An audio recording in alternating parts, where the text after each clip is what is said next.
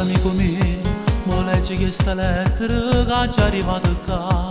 Ti scrive l'avvocato, domani torna a libertà. Tutte le preghiere tue sono realizzate. Io sono contento assai che te ne torna a casa. Non vuoi provare mai a sbagagliare. Sta vita è troppo cara, non vuoi provare a rovinare. Come ci fatti e già tempo fa.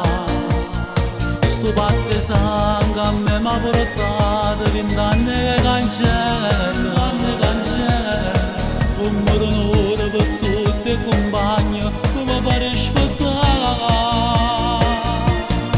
Te prego non guarda così, mi sono attaccato a te, anche per me vedrà, gli arriva libertà.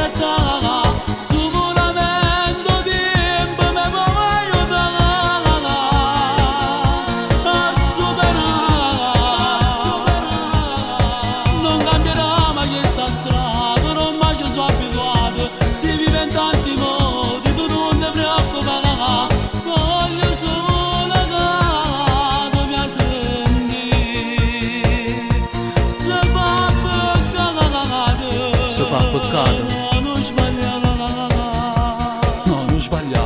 Mo c'era negato rispetto a te cose, così come hanno figlio sempre me. Sta male sempre pronta a fare solo bene e tutto il giorno sai ci può cadere.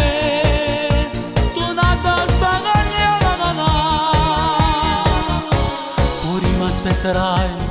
Insieme a famiglia tua, in sto quartiere Napoli, mi sono accorto che io sto buono come voi, che sta città non si può mai lasciare.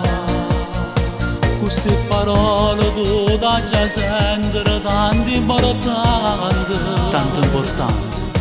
Con mano padre io da già parlato, mi ho fatto abbracciare.